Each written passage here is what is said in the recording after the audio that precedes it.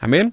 Así que voy a invitarlo a que ya comience, tome un lugar cómodo, eso es importante, para que podamos poner toda nuestra atención a la palabra de hoy. Hoy día concluimos el séptimo mensaje, la séptima carta a esta séptima iglesia en el Apocalipsis. Así que vamos a ver qué es lo que Dios nos quiere decir en este día. Así que abra su corazón al Señor, ¿verdad? Vamos a ir entonces a la palabra del Señor. Y vamos a ver entonces este mensaje a la iglesia de la Odisea. ¿Ok? Ya hemos venido hablando de cada mensaje, nos hemos dado cuenta que cada iglesia, ¿verdad?, que estaba ahí en esa región del Asia Menor tenía distintas características, ¿verdad? De estas 7 hemos visto que solamente 2 fueron halladas sin reprensión, mientras que las otras 5 fueron halladas con cosas en distintos temas, pero habían cosas que debían mejorar. Sin embargo, a pesar de todo, en medio de estas 7 iglesias estaba el Señor, ¿verdad? Así que vamos a leer ahora Apocalipsis capítulo 3, ¿verdad? Capítulo 3, versículo 14. Yo le voy a pedir ahí que usted me acompañe a Apocalipsis capítulo 3, versículo 14. Yo voy a poner acá entonces el texto para que lo podamos leer. Apocalipsis capítulo 3, versículo 14. Dice así: escribe al ángel de la iglesia en la Odisea. He aquí el Amén, el testigo fiel y verdadero, el principio de la creación de Dios, dice esto: yo conozco tus obras, que ni eres frío ni caliente. Ojalá fueres frío o caliente, pero por cuanto eres tibio y no frío ni caliente, te vomitaré de mi boca. Porque tú dices: yo soy rico y me he enriquecido y de ninguna cosa tengo necesidad, y no sabes tú que eres un desventurado, miserable, pobre, ciego y desnudo. Por tanto, yo te aconsejo que de mí compres oro refinado en fuego, para que seas rico, y vestiduras blancas para vestirte, y que no se descubra la vergüenza de tu desnudez, y unge tus ojos con colirio para que veas. Yo reprendo y castigo a todos los que amo, sé pues celoso y arrepiéntete. He aquí, yo estoy a la puerta y llamo. Si alguno oye mi voz y abre la puerta, entraré a él y cenaré con él y él conmigo. Al que venciere, le daré que se siente conmigo en mi trono, así como yo he vencido y me he sentado con mi Padre en su trono. Finalmente dice el versículo 22, el que tiene oídos, oiga lo que el Espíritu Santo dice a las iglesias. El que tiene oído, entonces, oiga lo que el Espíritu Santo dice a las iglesias. Bien, mis hermanos, vamos a ir entonces a esta palabra, fuerte palabra, ¿verdad? No es una palabra fácil, no es una carta que uno quisiera recibir. ¿Ok? Recuerde que esto es una inspiración que tiene Juan, el escritor del Apocalipsis, en donde recibe esta revelación, ¿verdad? Una visión, una experiencia sobrenatural, y vemos en estos primeros capítulos en donde entre el capítulo 2 y el capítulo 3, Juan recibe de parte del Señor estas cartas que debe hacer llegar a cada pastor en la iglesia, de las iglesias del Asia Menor. 7 iglesias que habían sido fundadas en aquel tiempo, ¿verdad? Era la iglesia primitiva, la iglesia naciente. Y 7 cartas fueron recibidas por estas iglesias. Imagínese usted recibir una carta con este tenor como el que acabamos de hablar. Bueno, es interesante entonces poder meditar en esto, y no como una historia más, sino que poder llevarlo a nuestro corazón. Entonces estamos hablando de la iglesia de la Odisea. Era la ciudad, la Odisea era la ciudad más opulenta de las 7 ciudades que habían acá en el Asia Menor. ¿Okay? Era una ciudad que destacaba. La fundó el Seleucida, raro este nombre, pero así se le llamaba, el Seleucida Antíoco II. Esto fue en el siglo III a.C. Y su nombre, la Odisea, era en honor a su esposa. ¿Cómo se llamaba su esposa? Se llamaba Laodice. ¿ok? Por eso viene el nombre después, Laodicea. Es importante también mencionar, hermanos, que el nombre, el significado de Laodicea significa juicio. No es un significado bueno, ¿verdad? Es un significado que más bien trae preocupación, juicio de parte de Dios. Dice la Biblia que, bueno, el Señor es un juez justo, ¿verdad? Horrenda cosa es caer en manos de un Dios vivo, ¿verdad? Y acá vemos que el juicio de Dios está sobre esta iglesia en Laodicea. Vamos a entrar un poquito más en detalle sobre esto. Bueno, hablemos un poquito de la ciudad para que podamos contextualizar como lo hemos hecho con las otras iglesias, las otras ciudades. A esta ciudad, Laodicea, se le conocía por su banca industrial. La manufactura de lana negra era una característica. Aquí en esta ciudad se fabricaba esta lana que era negra, pero también era brillante, era una lana bastante codiciada, ¿verdad? Entonces, eso era parte de uno de sus principales ingresos. También estaba en esta ciudad de Laodicea una escuela de medicina que profundizaba y producía, hacía investigaciones, ¿verdad?, en relación a los medicamentos, y se producía un medicamento bien particular que era justamente para los ojos, ¿ok? Entonces era parte de la actividad económica que tenía esta ciudad. También había una actividad que tenía que ver con una carretera que pasaba por el sector, en donde ellos también lograban percibir bastantes recursos en relación a eso, ¿ok? Bueno, fue una ciudad tan próspera, tenía tanto dinero, que después hubo un terremoto en el año 60 después de Cristo, y los habitantes de la ciudad de Laodicea se dieron el lujo de no recibir un subsidio que se ofrecía, ¿verdad?, para la reconstrucción de las ciudades que se habían caído. Recuerde que esto afectó a varias ciudades aledañas. Sin embargo, los habitantes de Laodicea prefirieron no recibir este subsidio porque la verdad es que no lo necesitaban. Ellos tenían todos los recursos para poder levantar nuevamente la ciudad, y vaya que pudieron hacerlo. ¿Ok? Entonces acá tenemos un punto también importante de considerar: su posesión, su estatus, su economía, ¿verdad? Entonces poseía, como les decía, ellos una carretera también que les generaba estos altos ingresos. Ahora, la ciudad siempre tuvo un problema, no todo podía ser tan perfecto, ¿verdad? ¿Cuál era el problema? El problema que tenía esta ciudad era el suministro de agua, y es algo que es importante, ¿verdad? No tener agua en un lugar determinado es algo que llama la atención. Si usted, por ejemplo, va a comprar un terreno, una casa o algo, y le dicen, pero no hay agua potable, usted inmediatamente quizás desecha esa oportunidad. Bueno, esta ciudad tenía un problema. Tenía bastantes recursos, pero había un recurso vital que no contaba de manera natural, y era el agua. Entonces había un problema acá. En cierta oportunidad se construyó un acueducto, ¿verdad?, que transportaba el agua a la ciudad desde manantiales que estaban aledaños, o bastante lejanos en realidad, que eran algo así como termas, que le llamamos acá en Chile, ¿verdad? Eran manantiales de agua caliente, ¿verdad? Entonces esta agua que salía de la tierra, ¿verdad?, venía a alta temperatura. Esta agua era canalizada y se llevaba a través de cañerías hasta la ciudad. ¿Ok? Hasta ahí quizás puede ser interesante. Imagínense recibir el agua calentita en su casa sin necesidad de poner el califón, ¿verdad?, para bañarse, etc. El problema es que cuando el agua llegaba a la ciudad, después de este largo tramo, el agua no llegaba ni caliente ni fría. El agua llegaba tibia. Quizás esta historia que yo le estoy contando, que es parte de la cultura, parte de la historia de esta ciudad, quizás comienza a hacerle sentido ahora con el texto que estábamos leyendo recién acá en el Apocalipsis. ¿Ok? Bueno, entonces, producto de la distancia, el agua que brotaba, ¿verdad?, de las termas, de las profundidades de la tierra, brotaba calentita, ahora llegaba a la ciudad tibia. ¿Ok? Solo tibia.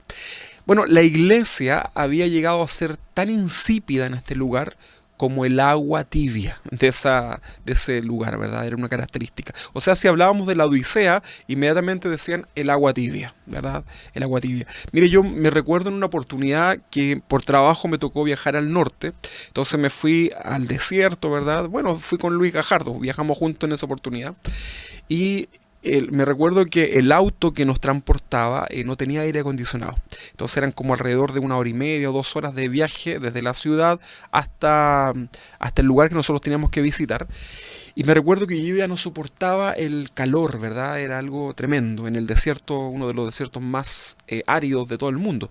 Entonces ya no soportaba, y me recuerdo que en un momento determinado llegamos a un servicentro, ¿verdad? Una gasolinera. Y yo dije, aquí me bajo, ¿verdad? Y como usted sabe, hay baños, qué sé yo. Entonces me bajé, fui inmediatamente al baño y me saqué mi camisa, ¿verdad? Yo me quería echar agua y doy el agua, ¿verdad? Salía mucha agua y me mojo el cuerpo y el agua estaba tibia. Era algo realmente insoportable, una cosa pero así como guau, ¿verdad? Salí y le dije a la persona que atendía el servicentro, le dije, disculpe, ¿de dónde sale el agua fría? Está saliendo el agua del calefón, le decía yo. Y la persona me dijo, no, es que acá en el desierto el agua sale así, ¿verdad? No llega en esa temperatura. Realmente era algo desagradable, hermano, era algo que yo no lo quería, ¿verdad? En ese momento, sobre todo de tanto calor. Entonces, esta agua tibia era algo desagradable para cualquiera. Y la iglesia, ahí en la Odisea, había llegado a ser tan insípida como la característica de la temperatura de su agua.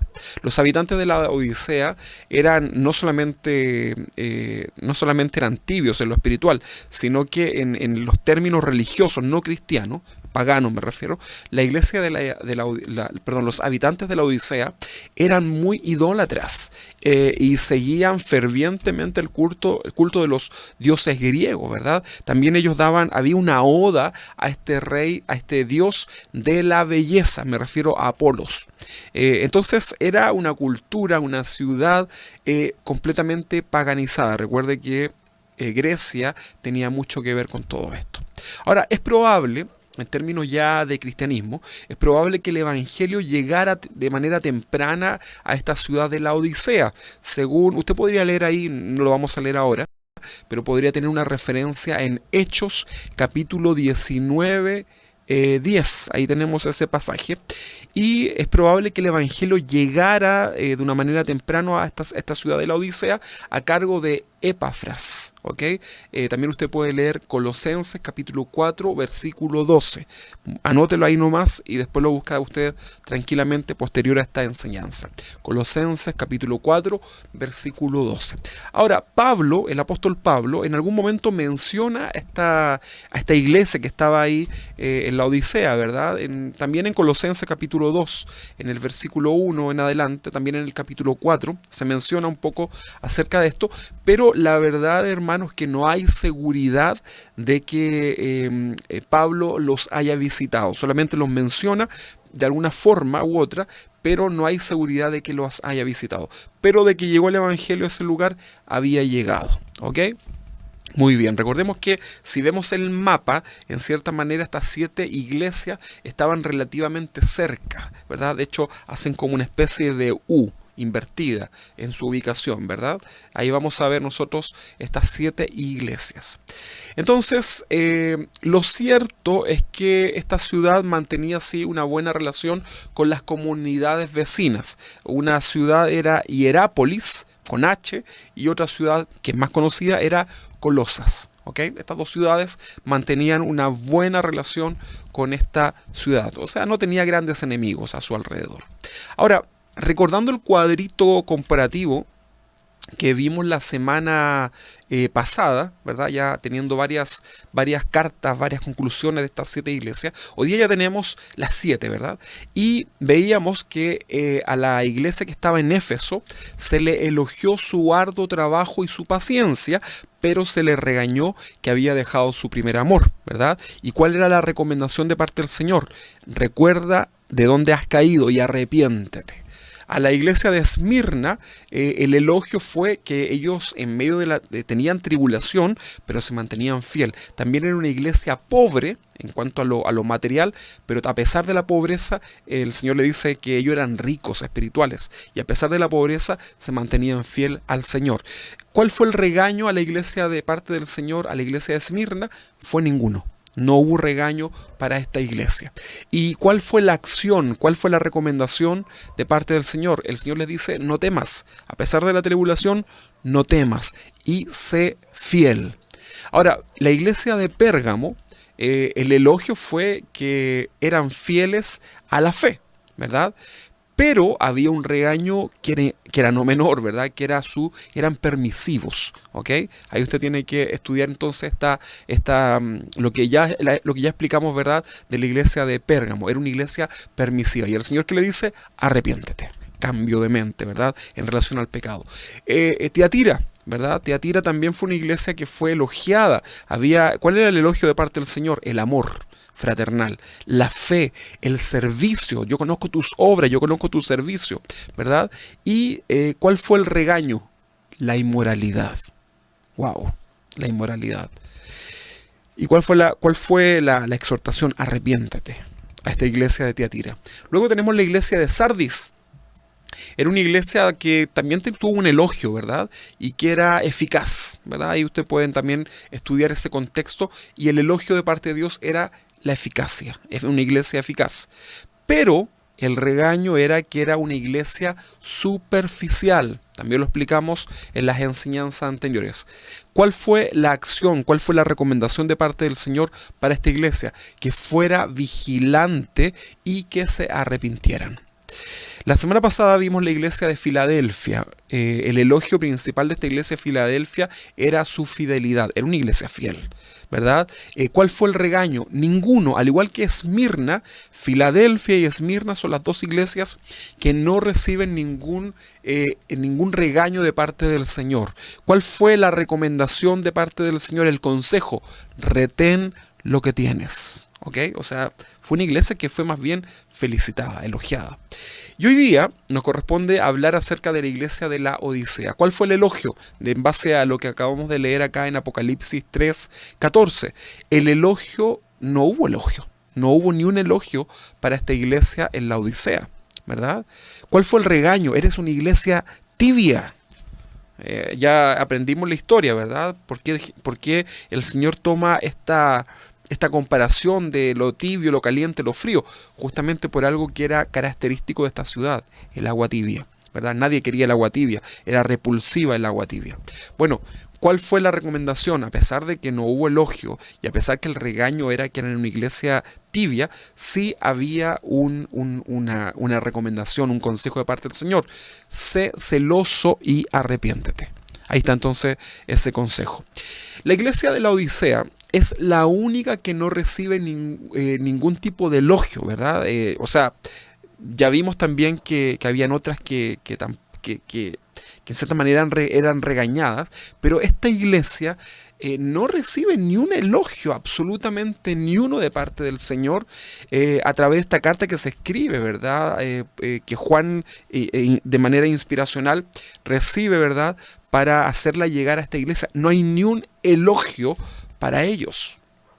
Qué increíble que una iglesia del Señor, porque estamos hablando que es una iglesia del Señor, qué increíble que una iglesia del Señor no solo no reciba elogio de parte del Señor, sino que además recibe una fuerte, dura y despectiva reprensión.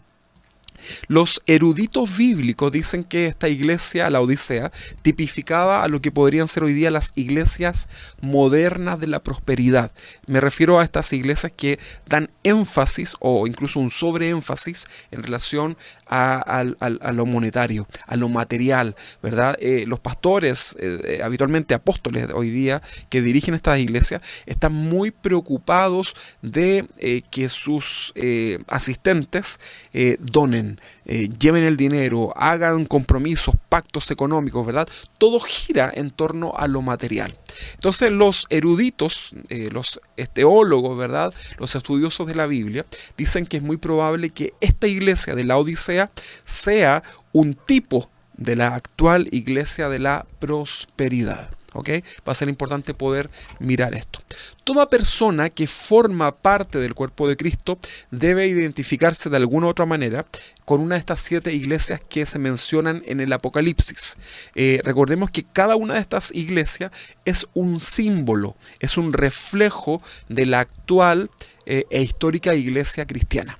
Así que hoy día vamos a estudiar la triste realidad de esta iglesia cristiana en la Odisea, y yo lo quiero invitar, querido hermano, ahí en su casa, a que usted pueda abrir su corazón al Señor, a que pueda examinar esta enseñanza, pero no se olvide, hermano, de retener lo bueno. A veces estamos preocupados solamente de examinarlo todo, y está bien porque la Biblia nos dice que debemos hacer eso, pero recordemos que el consejo es retener lo bueno.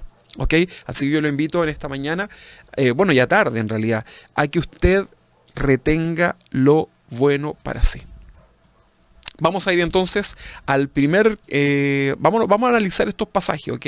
El capítulo 3, vamos a ir versículo por versículo. Vamos hoy día solamente a utilizar Apocalipsis, así que usted ahí va a tener mayor facilidad para poder tomar nota, para poder seguir la lectura, ¿ok? Apocalipsis capítulo 3, versículo 14, dice así. Dice, bueno, el título es El mensaje a la Odisea. Y Apocalipsis 13:14, en este primer versículo dice, y escribe al ángel. Ya hemos explicado que el ángel es el pastor que cuida la iglesia. Escribe al ángel, escribe al pastor de la iglesia en la Odisea. He aquí el amén. El amén. ¿Qué significa amén? Así sea. Amén es una afirmación en el sentido de lo que es Dios. ¿Ok? Es como decir sí, ¿verdad? Pero es sí, que así sea, ¿verdad? Amén. Esto significa que no hay duda que así será. Está hablándonos acerca de nos habla de una firmeza en su palabra. O sea, está diciendo el que tiene una palabra fiel. El amén dice todo esto, ¿verdad? Incluso lo acompaña, dice, he aquí el amén, el testigo fiel y verdadero. O sea, ¿qué más, verdad? ¿Por qué dice esto? Porque recordemos que el contexto de toda esta iglesia, de este pueblo, incluso donde estaba la Odisea, era una iglesia pagana en donde los dioses no eran fieles, no eran verdaderos, ¿verdad? No eran rectos, ¿verdad? Habían cosas que se transaban ahí que obviamente dejaban muchas veces en la duda ciertas actitudes de ciertas deidades, ¿verdad? Manipuladas por los hombres, por supuesto. Entonces acá dice, se presenta el Señor, ¿verdad? A través de esta carta, y dice, escribe Juan, escríbele al ángel de la iglesia de la Odisea, y dile esto, he aquí el amén, he aquí ahora ya el amén, el verdadero, el que tiene firmeza en su palabra, el testigo fiel, el verdadero.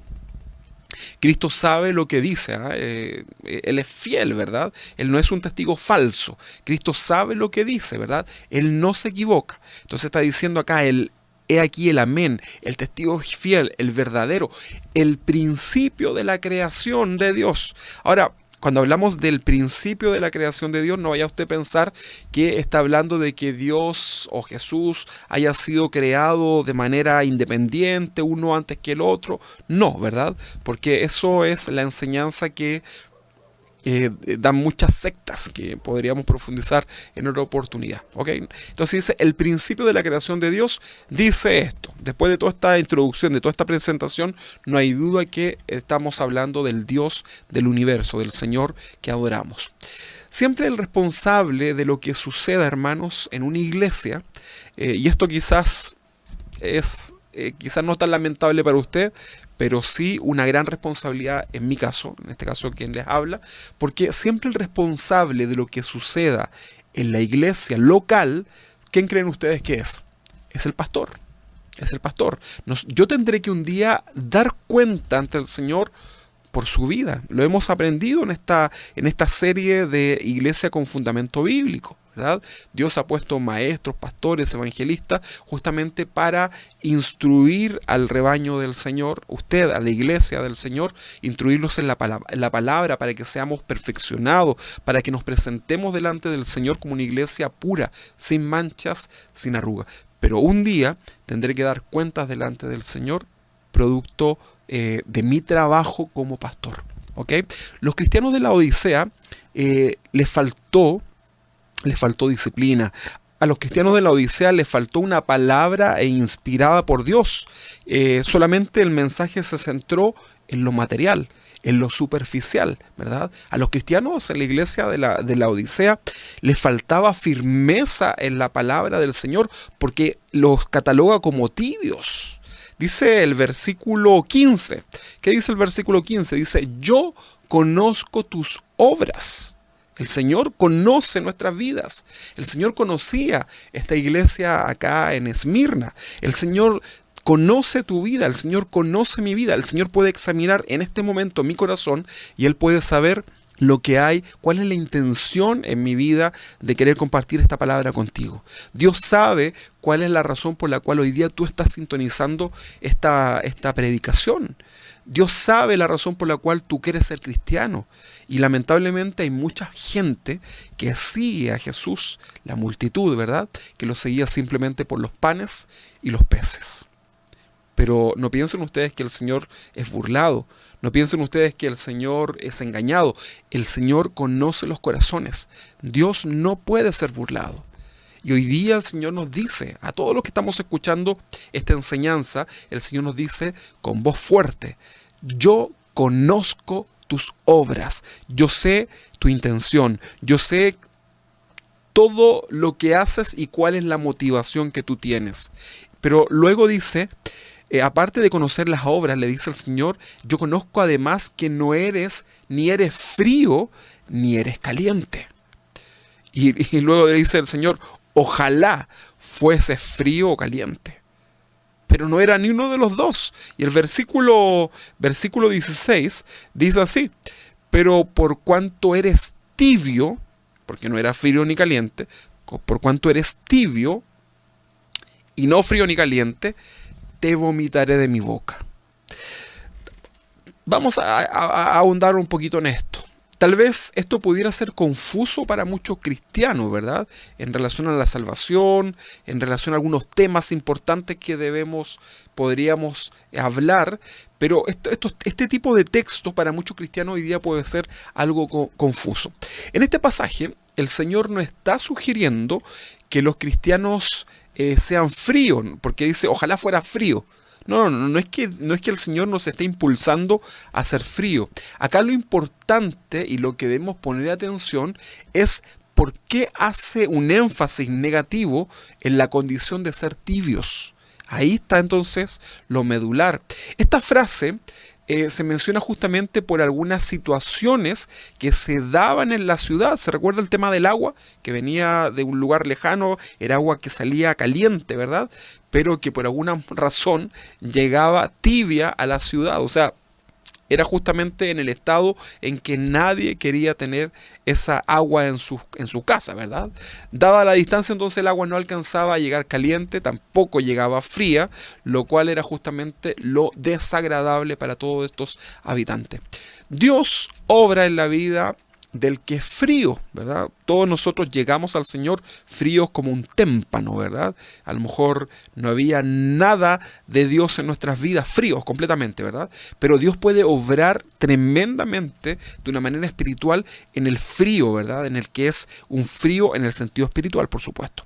Puede hacer que esa persona fría de corazón, un día su corazón comience a arder por su palabra, por medio de la presencia del Señor. Bueno, ¿qué decir del que está ardiendo espiritualmente? Acá tenemos los dos extremos, el frío y el caliente, el que está ardiendo, ¿verdad? En lo espiritual. O sea, si Dios puede hacer algo hermoso, algo grande de una persona, de un corazón frío, ¿verdad? De una vida vacía, Dios puede hacer algo grande. ¿Cuánto más puede hacer también el Señor con una persona que está llena de la presencia del Señor? Un cristiano que está lleno del gozo, ¿verdad? De la palabra del Señor en su vida. Esto podría ser un símbolo entonces de el que es caliente, ¿verdad? El que está ardiendo en la presencia de Dios, en la palabra de Dios. ¿Ok? Entonces vemos estos dos extremos que pueden ser positivos en este caso. Sin embargo, el tibio es un gran problema acá. El tibio siempre va a ser un problema. Tibio es algo que alguna vez estuvo caliente, ¿verdad? Y que producto de la disminución de su temperatura, esta temperatura comienza a bajar y finalmente queda en un estado de tibieza. Ese estado de tibieza se mantiene por más tiempo, ¿eh? Más tiempo que el estado caliente del agua, por ejemplo. Yo hace poquito me iba a hacer un té antes de comenzar acá y me di cuenta que ya el agua se había entibiado y yo por supuesto no quería el agua tibia y no alcanzaba a poner nuevamente la tetera para poder hacer un té más caliente. Pero acá nosotros vemos que el término tibio es algo que a nadie le agrada, ¿verdad? A nadie le agrada. Entonces, algo pasó, ¿verdad? Porque algo que estuvo caliente ahora está tibio, ¿verdad? Se disminuye su temperatura y queda en este estado, ¿verdad? Ambiguo. No hay nada más desagradable, por ejemplo, que beber o comer algo tibio. Hay mucha gente, y quizás he escuchado de ustedes, que dicen, a mí me gusta la comida bien caliente, ¿verdad? El té tiene que estar, ojalá hirviendo, dicen algunos, que me quema la lengua. Pero no hay nada más desagradable que tomar un té frío, comer una comida tibia, ¿verdad? No hay nada más desagradable, ¿verdad? Hay comidas que son frías, ¿verdad? Ensaladas, qué sé yo. Otras son así con alta temperatura. Pero tibio es como raro, ¿verdad? Incluso en el sentido de la gastronomía, tenemos varios hermanos acá que han estudiado gastronomía, y en ese sentido se le pone una puntuación si el plato llega en su temperatura correcta. Bueno, entonces los cristianos de la iglesia de la Odisea comprendían cuando recibieron esta carta y veían estos textos, estas frases que hablaban de la tibieza, ¿verdad? Ellos lograban comprender el mensaje del Señor, ¿verdad? Que eran comparados con lo desagradable que para ellos mismos era este tema del agua, ¿verdad? Tibia. Quizás muchos de la Odisea día a día estaban reclamando en relación al agua, ¿verdad? Esta agua está tibia, no puedo beberla, tengo calor y no sale ni fría ni caliente, sale tibia, ¿verdad? Imagínense en un contexto en el desierto, ¿cierto? Todo esto se da y se desarrolla también en ese contexto. Entonces realmente el agua, a pesar de ser algo vital en aquel tiempo, era algo que llegaba a ser un dolor de cabeza. Bueno, imagínese usted cómo era la mente de la iglesia de la Odisea al recibir toda esta serie de comparación, estas frases que para ellos les decían mucho, ¿verdad? Entonces, la iglesia de la Odisea lograba comprender claramente cuál era la intención y el mensaje de esta carta, esta séptima carta en el Apocalipsis.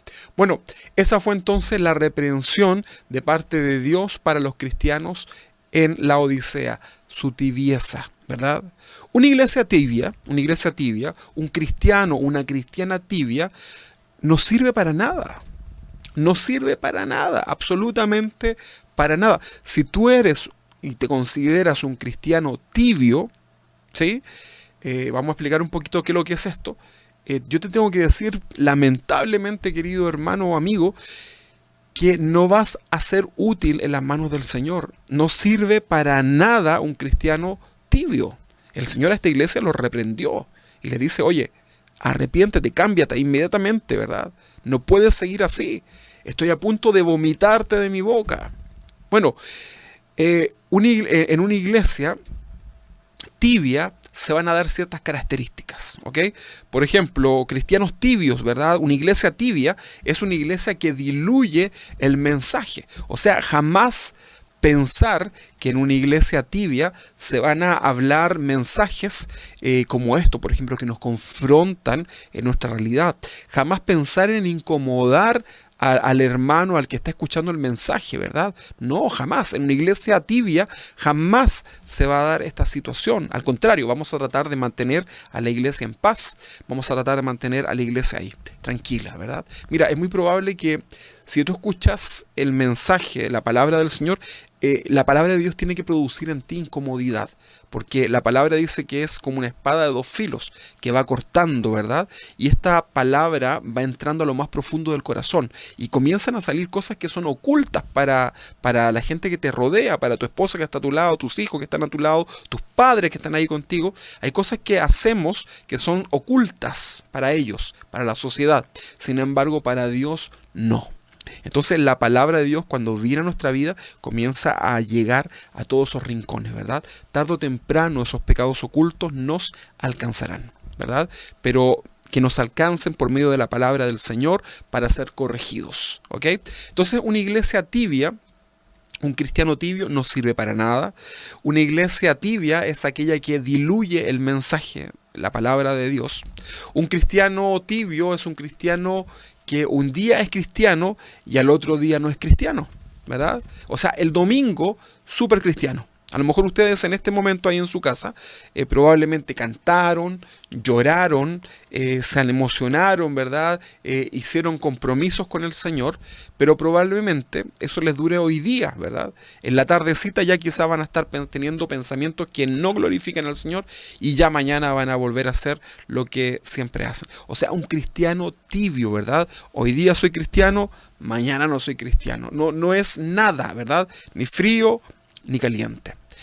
Un día le predica a alguien, el cristiano tibio, y al otro día le da un mal testimonio. Qué tremendo, ¿verdad? Y esto es así. Pues tú puedes predicar la palabra de Dios, puedes hablarle a todo el mundo del Señor, pero si tu testimonio no habla lo que tu boca dice, entonces mejor quédate callado, ¿verdad? Porque te transformas automáticamente en un tibio, ¿verdad? El tibio también es característico de la inmadurez, ¿verdad? Es un cristiano inmaduro, es una iglesia inmadura. Los tibios no soportan la corrección. Cuando viene la corrección, cualquier cosa, ¿verdad? Cualquier cosa lo puede llevar inmediatamente a un enfriamiento total. Tibio, ¿verdad? Le hago así y se enfrió completamente. Está expuesto. Mientras que el que está caliente, ¿verdad? Ardiendo por el Señor, puede venir el cambio de temperatura, pero no lo va a afectar mayormente. Pero el tibio, bajo cualquier reprensión, bajo cualquier disciplina, consejo duro que se le pueda dar, inmediatamente se podría pasar de su estado tibio ya definitivamente a un estado de enfriamiento, de dureza en el corazón. El tibio sabe, por ejemplo, que debe estudiar la palabra. ¿Tú lo sabes o no? Bueno, probablemente todos digan ahí en su casa, sí, amén, yo sé. Pero si no lo haces, entonces eres un tibio, porque sabes, ¿verdad? Sabes, tienes ese conocimiento que hay que estudiar la palabra, pero por alguna razón no lo haces, ¿verdad? Te justificas. Entonces pasas a ser un tibio, ¿verdad? Por ejemplo, el cristiano, el tibio, sabe que debe congregarse cada semana, pero siempre tiene una excusa para no hacerlo, ¿verdad? Podemos tener de repente alguna situación, ¿verdad? Ahí, por ejemplo, hoy día nuestro hermano Luis Gajardo se está cambiando de casa. Tal vez no pueda estar hoy día viendo esta transmisión, ¿verdad? Este culto. Pero es algo circunstancial. Pero, ¿qué pasa cuando todas las semanas tengo una excusa para no congregarme? Y a lo mejor son excusas válidas, pero el tema es el resultado, ¿verdad? Dios va a mirar el corazón. Dios mira el resultado de la situación. Por ahí dice el dicho popular, querer es poder. Entonces el tibio siempre está teniendo justificaciones para no hacer lo que debe hacer. El tibio está detenido, se detiene en su vida, en vez de crecer, en vez de madurar, el tibio se detiene para criticar a los falsos cristianos. Uno de los temas más atractivos para el cristiano tibio es justamente cuando ve todos estos cristianos, estos pastores, ¿verdad? Que abusan de la fe de los demás, el falso evangelio, y se detienen en eso, ¿verdad? Porque ellos encuentran que en cierta manera se justifican su falso evangelio, también su liviandad, su tibieza, al criticar a otros, ¿verdad? Entonces el tibio está detenido criticando a los falsos cristianos, a los falsos maestros, ¿verdad? Y no logra avanzar. El cristiano tibio, la iglesia tibia, no sabe adorar a Dios de manera genuina, ¿verdad? Es pura emoción, puro que llora, puro que canta, pero es pura emoción, ¿verdad? eh, porque el que adora verdaderamente a Dios es alguien que vive lo que está diciendo, ¿sí? Pero lo vive, no lo llora, sino que lo vive verdaderamente. Entonces, nosotros podemos emocionarnos en la iglesia, podemos postrarnos, llorar, sin duda, hermano. Pero si eso solamente se traduce en una emoción, entonces, inmadurez, falta de compromiso con el Señor, tibieza. ¿Ok? Muy bien. Si usted va a llorar, ¿verdad? Si hay hermanos que son llorones o lloronas, pero van a vivir una vida de arrepentimiento, una vida genuina con el Señor, gloria a Dios. Pero si no, estamos entonces frente a una situación bastante complicada. El tibio, el cristiano tibio, también coquetea constantemente con el mundo, ¿verdad? Está en la iglesia, pero está siempre ahí atento a las cosas del mundo, ¿verdad? La fiesta, los amigos, ¿verdad? El carrete, oh, ¿qué voy a hacer, verdad? Es que, y se ve siempre atraído por el mundo, ¿verdad? Pero el problema es que lo atrae más el mundo que las cosas del Señor. O sea, para el cristiano tibio, realmente es una lucha el poder servir a Dios, pero una lucha no estoy hablando de la lucha cotidiana que tenemos nosotros en el día a día como cristianos, ¿verdad? La lucha acá es por estar en la iglesia, ¿verdad? Entonces algo se da, algo sucede en el cristiano tibio. Este coquetea con el mundo, coquetea con Satanás constantemente, ¿verdad? Le hace ojitos, ¿verdad? Ahora, la iglesia de Éfeso, ¿se acuerda? Que la leímos, la primera iglesia que se le manda esta carta, ellos comenzaron a dejar su primer amor. O sea, comenzaron a olvidarse de Jesús, se entibiaron, comenzaron a entibiarse. El tibio también es idólatra, el tibio es inmoral, el tibio es preso de sus pasiones desordenadas. Eso es una característica entonces del tibio. Vamos a leer ahora el versículo 16, dice: pero por cuanto eres tibio y no frío ni caliente, o sea, por esta razón, lo que viene ahora, te vomitaré de mi boca. Te vomitaré de mi boca. Esta es una frase fuerte, hermano, incluso una frase poco agradable.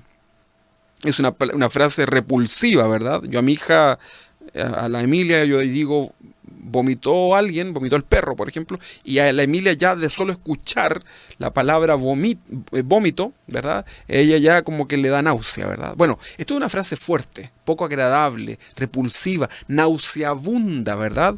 Que el Señor te diga, te vomitaré de mi boca. Esta frase significa, en cierta manera, podríamos nosotros interpretarla de la siguiente forma. El Señor le está diciendo a la iglesia de la Odisea, le está diciendo, ya no te soporto, no te puedo tener más en mi boca, estoy a punto de vomitarte. A lo mejor el Señor hoy día te está diciendo eso, hermano. Estoy a punto de vomitarte de mi boca porque no soporto tu inmundicia. Tu olor nauseabundo ya me tiene mal, ¿verdad? Obviamente en el sentido espiritual. No estoy hablando de si se bañó o no. Estoy hablando del sentido espiritual, ¿verdad? Esa es una persona que viene y adora al Señor, pero huele mal espiritualmente.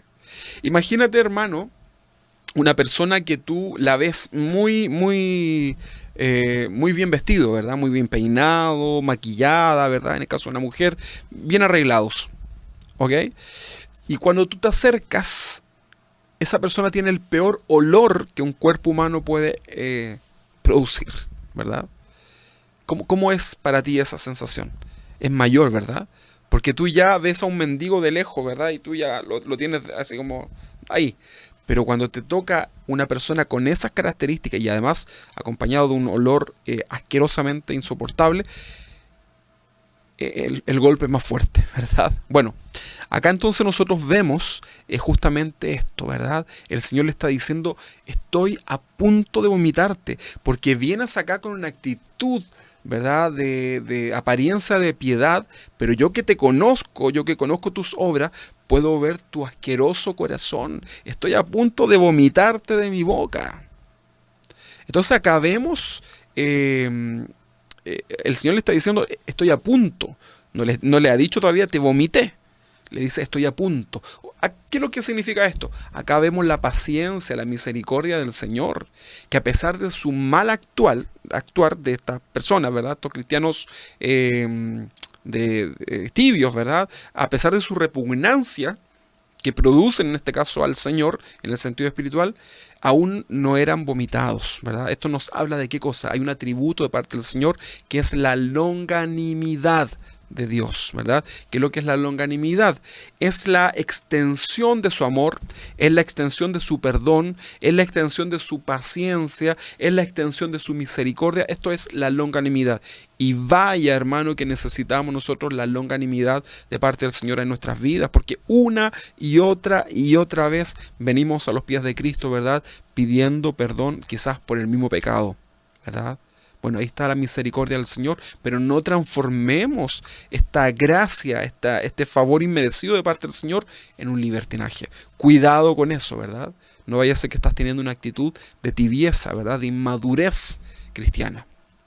Tenemos un Dios entonces de oportunidades, pero no transformemos estas oportunidades, esta gracia, en un libertinaje. El cristiano tibio no sirve para nada.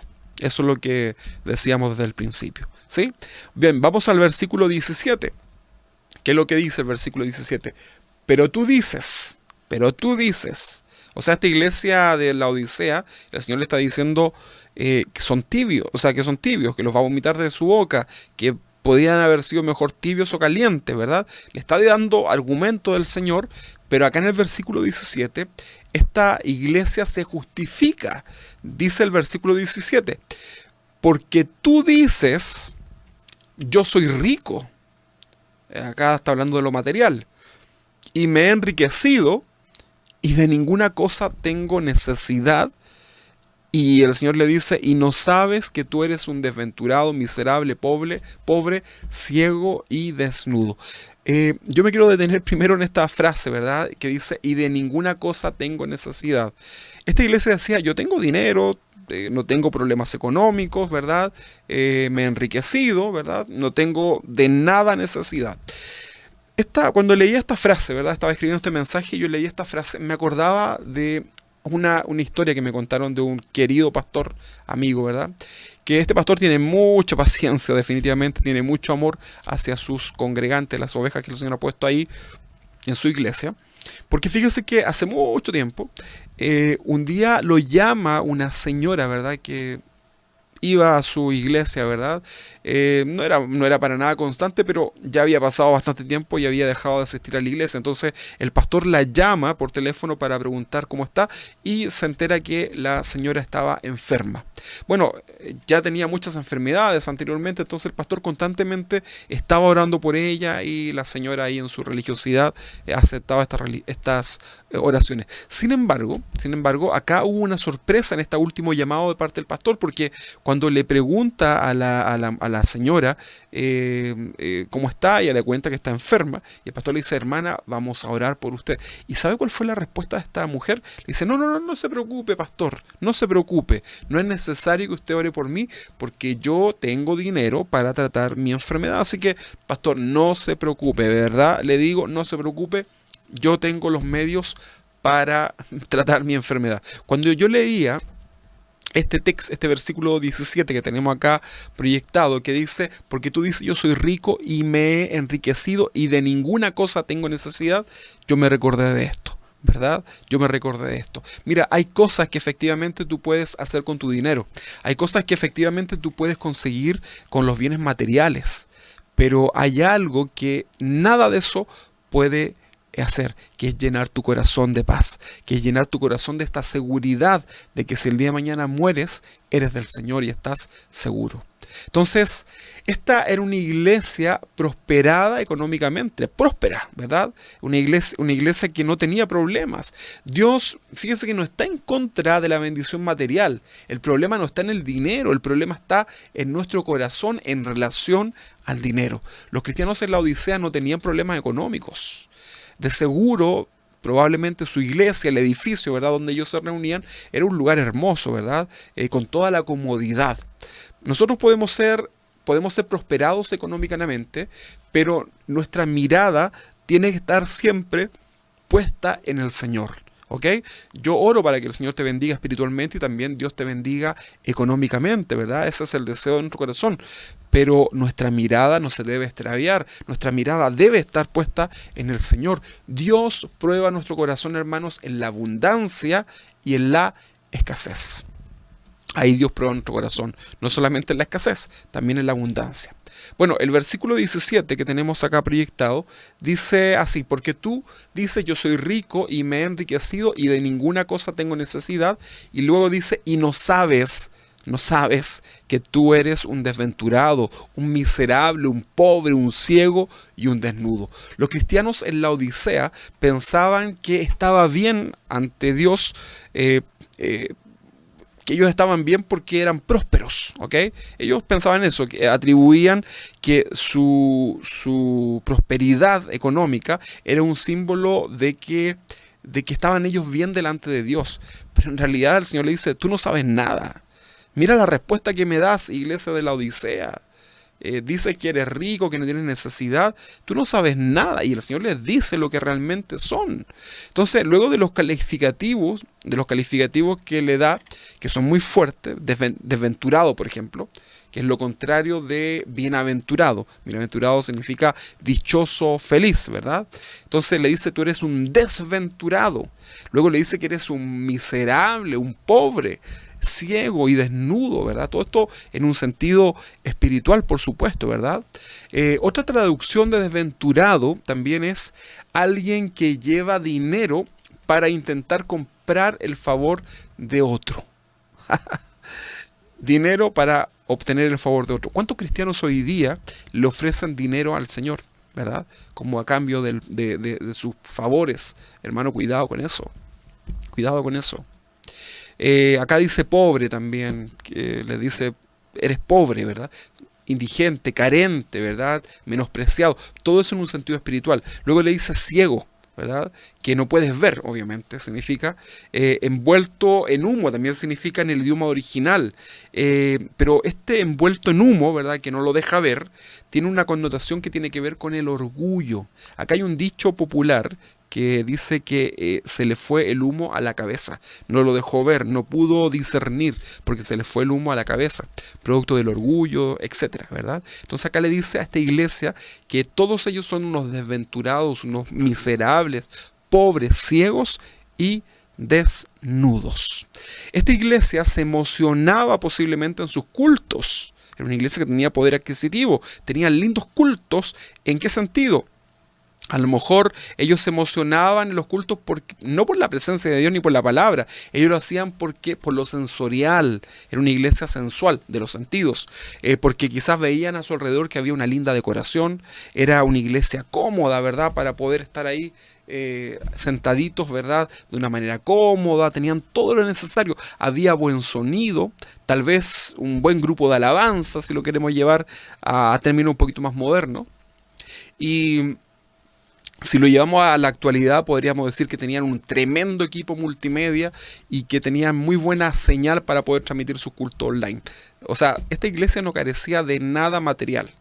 Los tibios incluso invitan a otras personas a sus iglesias y son muy buenos para invitar, ¿eh? Los tibios, fíjense con esto, en esta reflexión. Son muy buenos para invitar gente a las iglesias, pero no para que escuchen la palabra de Dios, no para que sean confrontados por la palabra de Dios en su corazón. Ellos invitan a la gente porque consideran que en sus iglesias hay buena música, hay gente buena onda. Entonces le dicen a sus amigos, oye, ven a mi iglesia, lo vas a pasar bien, vas a conocer gente súper simpática. Cuando nos juntamos con los hermanos nos reímos, nos matamos de la risa, pero no invitan a las personas porque ellos disciernen que esa persona tiene la necesidad de Cristo en su vida. No, porque ellos han comprendido, los tibios comprenden que el evangelio es algo superficial y así lo viven, ¿verdad? Bueno, vámonos al versículo 18. Dice así el versículo 18: por tanto, yo te aconsejo que de mí compres oro refinado en fuego, para que seas rico, y vestiduras blancas para vestirte. Bueno, voy a leer hasta ahí. El Señor tiene que darles un consejo acá, esto de la Odisea, y se lo hace en un idioma que ellos pueden entender. ¿Cuál es el idioma que la iglesia de la Odisea entendía? lo material. Dios le aconseja a esta iglesia que compren oro refinado, o sea, oro de Dios. Le dice refinado por fuego, un oro puro, ¿verdad? El verdadero oro es el que proviene de Dios. No compren oro terrenal, ¿verdad? Eso le está diciendo, porque sin duda que tienes oro terrenal. Pero ahora yo te aconsejo que compres un oro refinado, un oro puro, un oro verdadero. O sea, busca las cosas de Dios, les está diciendo. A la iglesia de Esmirna, que eran pobres en lo material, el Señor le dice, ustedes son ricos, ¿verdad? En lo espiritual, en Apocalipsis 2:9. Luego les habla de las vestimentas en este mismo pasaje, que también es un símbolo de pureza, ¿verdad?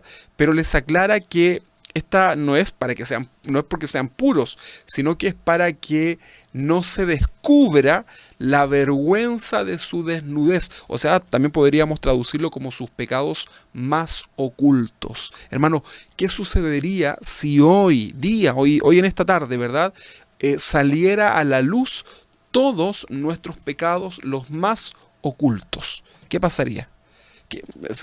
Sería terrible, ¿verdad? Probablemente alguno estaría ya sonrojándose, ¿verdad? Bueno,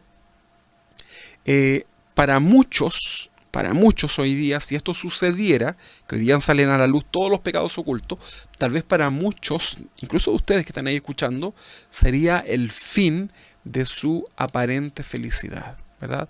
Porque van a enfrentarse con problemas terribles. El pecado oculto tarde o temprano te alcanza. Solo un tibio es capaz de convivir toda su vida con estos pecados ocultos y nunca ponerle fin, ¿verdad? Tal vez tú llevas años luchando con tus pecados ocultos y no los dejas, ¿verdad? ¿Sabes por qué? Porque simplemente tú no quieres. No quieres ponerle un fin a esos pecados. Te gustan esos pecados. Sin duda que el pecado habitualmente es agradable a la carne, pero hay un rechazo espiritual en el corazón cristiano. Pero a lo mejor abrazas ese pecado y no lo quieres soltar. Ni siquiera has orado, ni siquiera lo has presentado delante de Dios, porque sabes que te gusta, ¿verdad? El Señor te dice hoy día, estoy a punto de vomitarte de mi boca, porque eres un tibio. Estoy a punto de vomitarte de mi boca. Ya no te soporto de esa forma, con tu apariencia de piedad, pero con tu corazón lleno de maldad, lejano de mí. Este es el mensaje que el Señor le daba a esta iglesia de la Odisea. Yo les decía al principio, ¿verdad? Examinémoslo todo, pero retengamos lo bueno. Y eso bueno puede ser justamente esta reprensión. Si esta palabra del Señor, hermano, no te conmueve en la dureza del corazón, mira, ¿qué te puedo decir? Estás en un peligro tremendo, ¿verdad? Porque, no tener a Cristo en tu corazón, no tener la seguridad de la salvación y no vivir un evangelio verdadero en tu vida, hermanos, es peor que contagiarte del COVID, para que lo puedas entender. Si tienes tanto temor a contagiarte de esta pandemia, bueno, no tener a Cristo, no vivir un verdadero cristianismo y ser un cristiano tibio es algo muy peligroso. Peor, 10.000 veces más que este famoso virus COVID-19. ¿Ok? Versículo 18 dice entonces, por tanto, yo te aconsejo que de mí compres oro refinado en fuego para que seas rico y vestiduras blancas para vestirte y que no se descubra la vergüenza de tu desnudez. Y unge tus ojos con colirio para que veas. La Odisea, ellos vendían un medicamento que era para los ojos, ¿verdad? Y el Señor le está diciendo, oye, si vende tanto medicamento para los ojos, deberías tú echarte porque estás ciego. O sea, vendían remedio para los callos, ¿verdad? Vendían esta medicina para los ojos físicos, pero sus ojos espirituales estaban completamente cerrados. Les está diciendo, tanto colirio que vendes, ¿por qué no tomas un poco y te echas tú mismo, ¿verdad? Para que veas, ¿verdad? Ahí le está diciendo eso. El versículo 19 dice, yo reprendo y castigo a los que amo. El Señor te dice hoy día, yo reprendo y castigo a los que amo. Sé pues celoso y arrepiéntete. No estamos hablando del celoso con la esposa. Por favor, entendamos este concepto. Dice, yo reprendo y castigo a los que amo. A pesar de todo, a pesar de que el Señor ya estaba a punto de vomitarlos, ¿verdad?, de su boca, el Señor los amaba a esta iglesia. Ahora, ese amor, no piense usted que es un amor permisivo, ¿verdad? Recuerde que Dios al que ama disciplina y azota al que recibe por hijo. Solamente un buen padre castiga a su hijo justamente cuando hay un error, cuando hay que disciplinar, cuando hay que corregir. Un buen padre que ama a su hijo lo va a hacer, con el dolor de su corazón, pero lo va a hacer. La palabra castigo acá significa dar un solo golpe para corregir, un golpe certero. Eso da a entender en el idioma original. Dios castigaría a esta iglesia tibia a menos que se apartaran, ¿verdad?, de su pecado, ¿verdad?, de su indiferencia hacia Dios y se volvieran al Señor. El propósito al disciplinar, entonces, en el caso del Señor, en el caso de lo que es la iglesia, la disciplina no tiene que ver con el castigar para dañar, sino que es para edificación de la vida del creyente, ¿verdad? Esto atrae a las personas hacia el Señor. Ahora, ¿es usted un tibio en su devoción con Dios? Tal vez Dios lo quiera disciplinar para ayudarlo a salir de su indiferencia. Pero ¿sabe por qué lo va a hacer el Señor? Porque lo ama. Si realmente usted tiene un corazón que a pesar de su tibieza, a pesar de todo lo malo, hay una buena intención hacia el Señor, bueno, no se asombre de que Dios pueda comenzar a tomar cartas en el asunto en su vida y comience a disciplinarlo. Dios al que ama disciplina. Usted puede evitar la disciplina de parte de Dios si usted busca de una manera de acercarse al Señor, ¿verdad? Confiesa sus pecados delante de Él, comienza a buscarlo en oración, en adoración, ¿verdad? Comienza a estudiar la palabra. Bueno, con eso también usted puede evitar esta disciplina dura de parte del Señor en su vida, ¿verdad? Pero no lo haga para no recibir el castigo. Hágalo porque usted ama al Señor, porque ama su palabra, porque usted, dice el Señor, si me amáis, guarda mis mandamientos, mi palabra, mis preceptos. ¿Ok? Entonces, así como una chispa de amor, ¿verdad?, puede volver a encender el matrimonio, de la misma forma el Espíritu Santo y la palabra del Señor puede llegar a avivar el fuego, ¿verdad?, el fervor de nuestro amor hacia Dios, y podemos pasar de esa tibieza que quizás llevas por años a ser un cristiano fervoroso para el Señor. Dice el versículo 20, dice así: he aquí, yo estoy a la puerta y llamo. Si alguno oye mi voz y abre la puerta, entraré a él y cenaré con él y él conmigo. Este es un texto que se usa para evangelizar. La gente que le gusta evangelizar, que los que salen a la calle, habitualmente dicen, el Señor está a la puerta y llama, si alguno oye mi voz. Bueno, citan este pasaje, pero la verdad que esta advertencia o esta invitación no es para los no cristianos. Esta es una advertencia para los cristianos tibios, ¿verdad? La iglesia de la Odisea era rica y se sentía satisfecha en sí misma, pero no contaban con la presencia de Dios, ¿verdad? El Señor estaba llamando a la puerta del corazón de estos creyentes, lo tenían afuera el Señor, ¿verdad? Pero ellos estaban tan ocupados disfrutando de los placeres mundanos que ni siquiera se daban cuenta que el Señor estaba intentando entrar a sus iglesias. A su iglesia, ¿verdad? Los placeres de este mundo, el dinero, la seguridad, los bienes materiales pueden ser peligrosos. ¿Sabes por qué, hermano? Porque te dan satisfacción, pero es una satisfacción que es temporal, ¿verdad? Nos pueden volver incluso indiferentes al ofrecimiento de Dios, ¿verdad? De darnos una satisfacción eterna. Si tú tienes hoy día un mayor concepto de lo material versus lo espiritual, tienes que sentarte a recapacitar, tienes que sentarte a pensar, porque estás en un grave peligro. En serio. El versículo 21 dice: al que venciere le daré que se siente conmigo en mi trono, así como yo he vencido y me he sentado con mi Padre en su trono. El que tiene oído oiga lo que el Espíritu dice a las iglesias.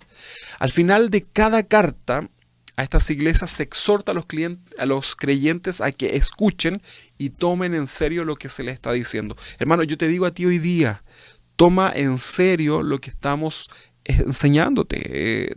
No lo tomes a la ligera. Por favor, no pienses que esto es un mensaje más.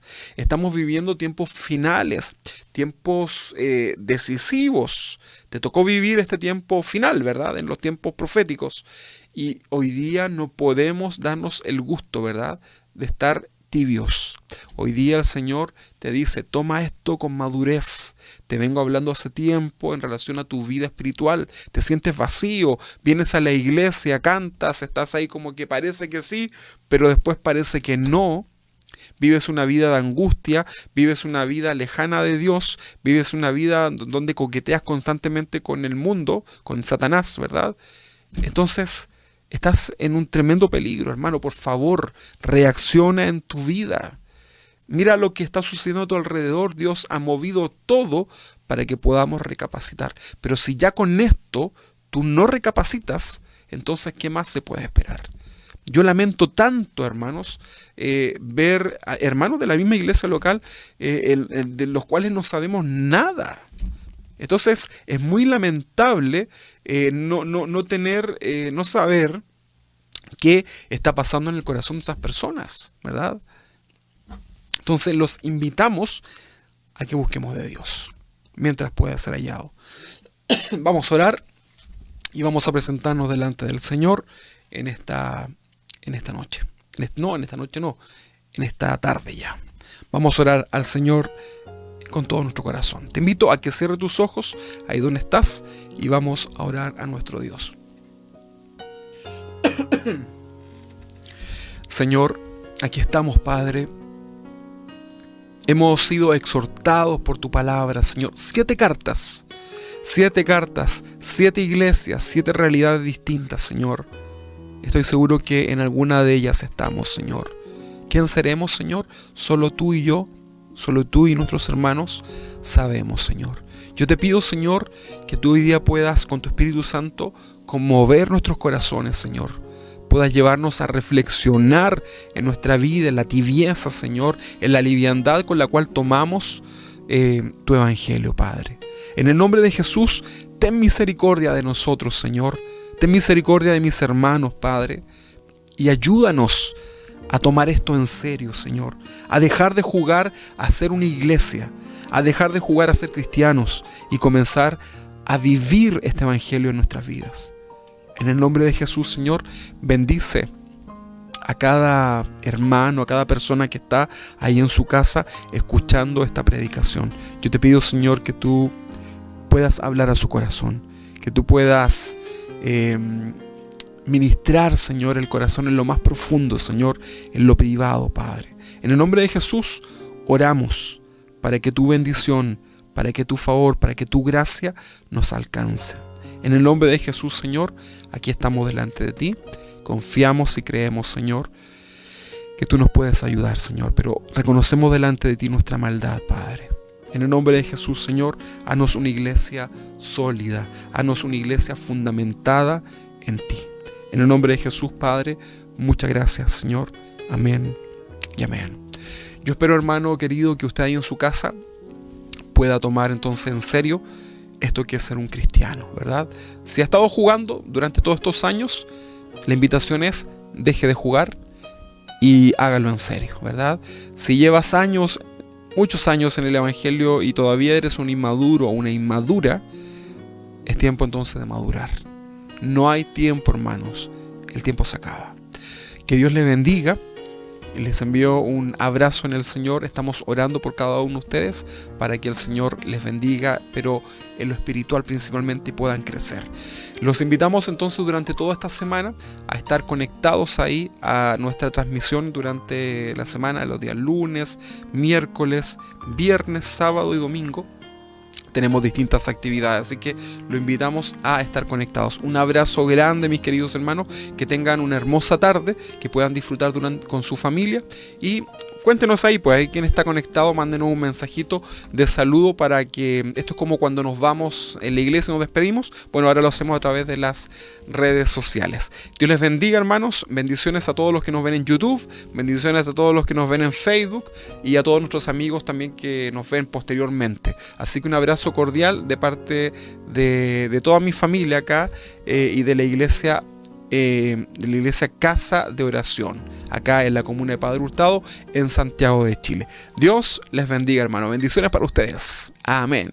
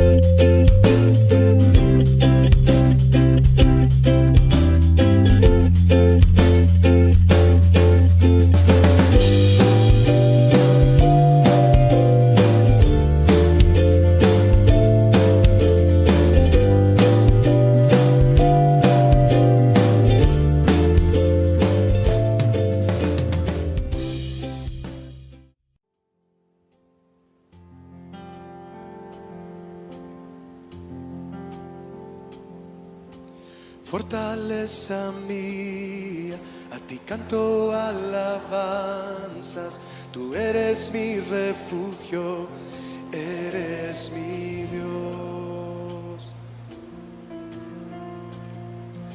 Mi Dios que me demuestra su amor inagotable, tú eres quien sustenta mi alma, oh Dios.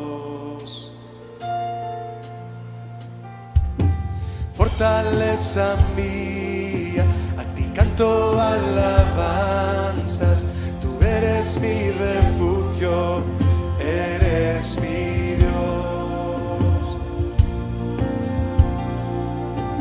Mi Dios que me demuestra su amor inagotable, tú eres quien sustenta mi alma, oh Dios.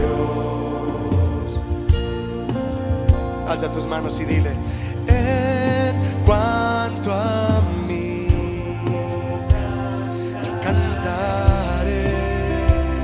yo cantaré a ti, Señor. En cuanto a mí, yo cantaré. Dile conmigo: cantaré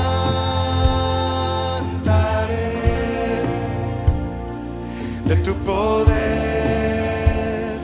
cada mañana. Cantaré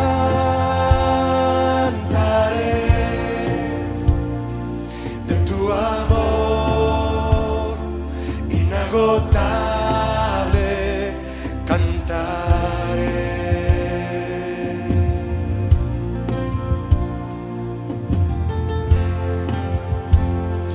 Cantaré de ti.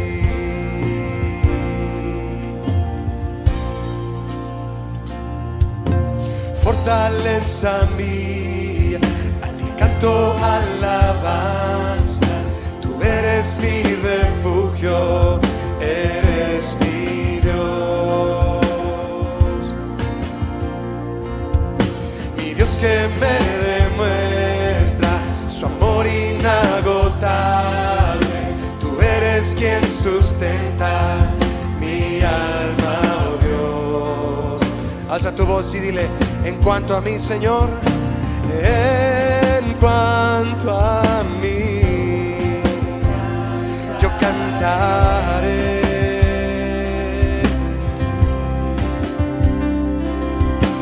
En cuanto a cantaré.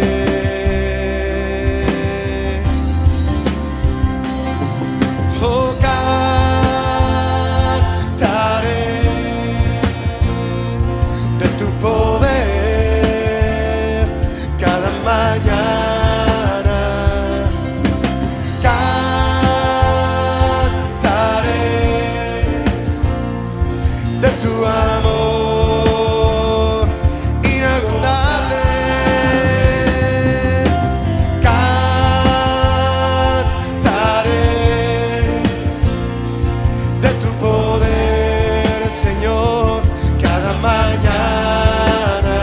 Cantaré a ti, Jesús, de tu amor inagotable. Cantaré,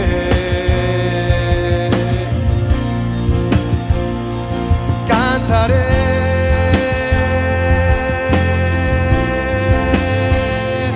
cantaré.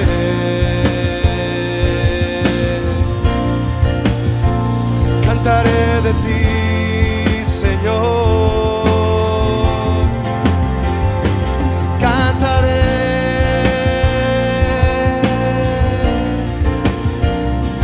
de tu amor.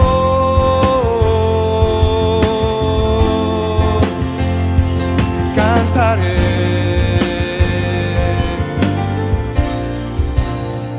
Dile conmigo: en cuanto a cantaré.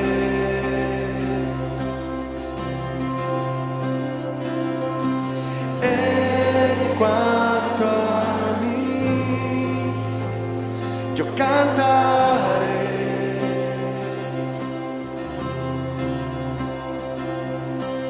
Cantaré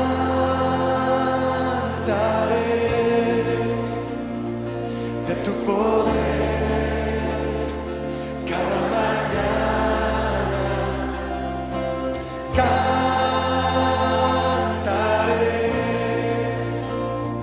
de tu amor inagotable. Cantaré de tu poder cada mañana. Cantaré de tu amor inagotable. Cantaré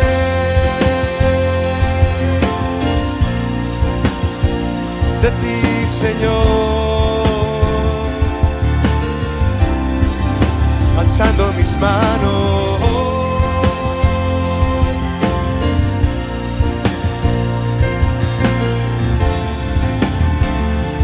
Cantaré a ti, Señor.